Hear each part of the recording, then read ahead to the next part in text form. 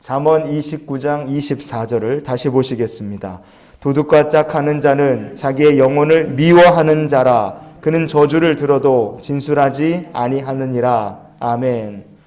도둑과 짝하는 자라는 것이 도대체 이게 영적으로 뭔 의미일까? 오늘 말씀을 통해서 우리를 향하신 하나님의 마음을 나누는 시간이 되길 원합니다.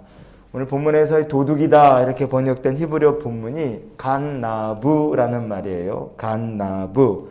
두 가지 의미를 갖고 있습니다. 하나는 도둑질 이런 뜻이 있고 또 하나는 납치 이런 뜻이 있습니다. 도둑질하고 납치. 도둑질이라는 게 당연히 저주를 듣고 욕을 먹어도 할 말이 없는 악이죠. 죄의 악입니다.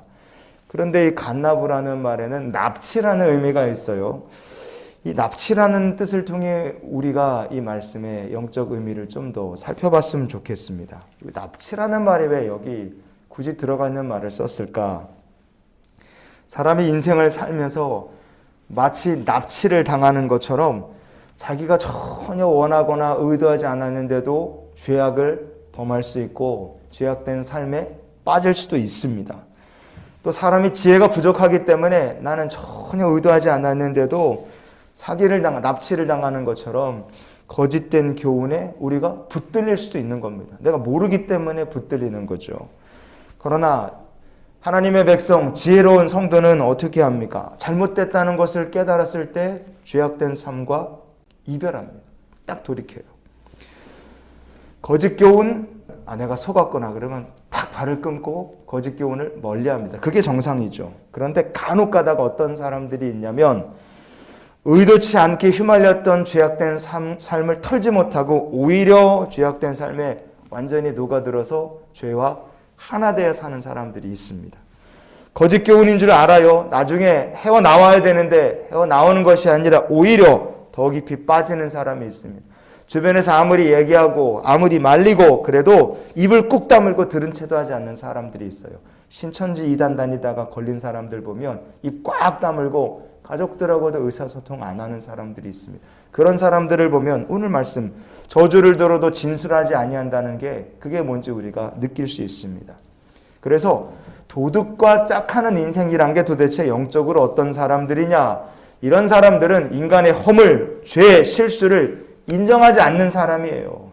사람이 죄 짓고 허물이 있고 실수가 있다. 그러면 우리의 허물을 능히 사하시는 하나님의 은혜가 있고 대속의 은혜, 구원의 은혜가 있음에도 불구하고 그 은혜 앞으로 나가지 않는 사람들입니다. 그런 사람들이 도둑과 짝하는 자예요. 성경에 하나님 주신 율법의 말씀 중에 제일 많은 분량을 차지하는 게 뭐에 대한 말씀이겠습니까? 제사에 대한 말씀이에요. 왜 제사? 그렇게 하나님께서 많이 얘기하셨을까요? 제사의 목적은 하나님께 감사, 찬양, 영광 돌리는 거죠. 그런데 이것만 있는 게 아닙니다. 제사의 또 다른 목적은 죄를 회개하고 하나님이 우리를 사랑하시는데 죄 때문에 우리와 하나님 사이에 깨진 관계를 회복하는 것, 죄를 사함받고 관계를 회복하는 것, 그것이 제사의 또 다른 중요한 목적, 의미입니다. 그래서 제사란 죄 때문에 무너진 하나님과의 관계를 인간이 회복하는 수단이고 이게 방법이고 통로예요.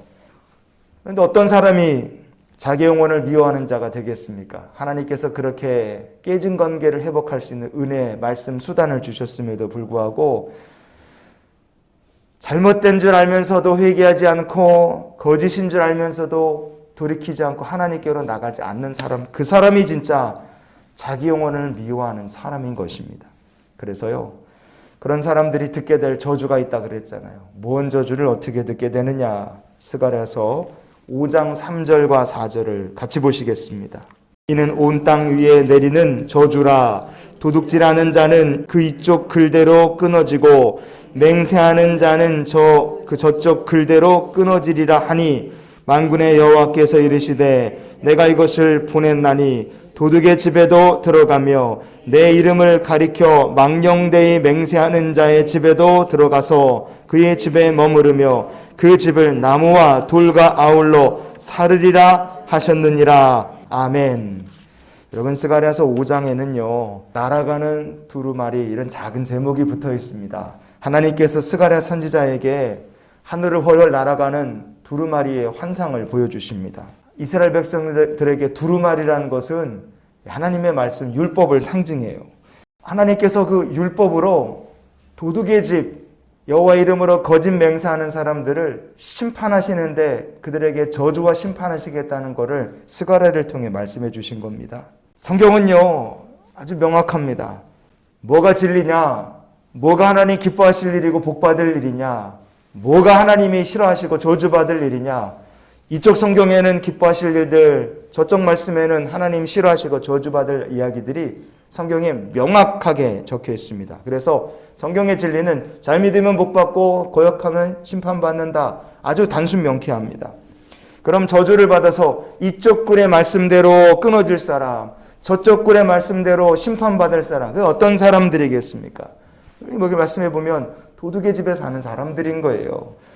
본의 아니게 죄악에 잠깐 휘말리거나 지혜가 사람이 부족하기 때문에 속임을 받아서 잠깐 거짓 교훈에 이렇게 휘말리고 넘어갈 수 있습니다. 그러나 나중에 회개하고 발을 빼고 죄악과 하나 된 것이 아니라 다시 하나님과 하나 되고 하나님께로 돌아오는 사람, 그런 사람들은 도둑의 집에 속한 사람이 아닙니다.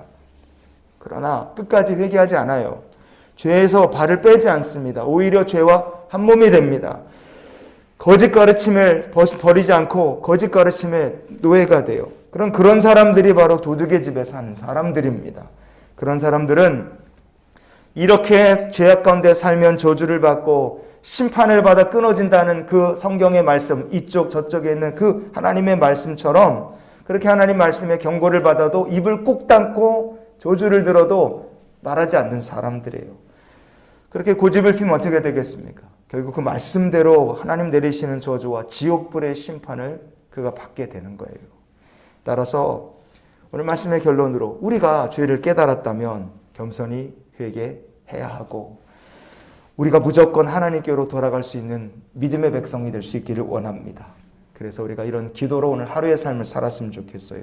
하나님 언제나 회개할 마음을 주시옵소서.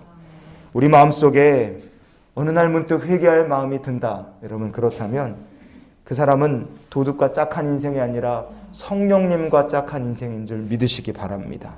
오늘도 그래서 회개하는 마음, 신실한 믿음으로 우리 하나님과 동행하는 귀한 날이 되시기를 주의 이름으로 축원을 드립니다.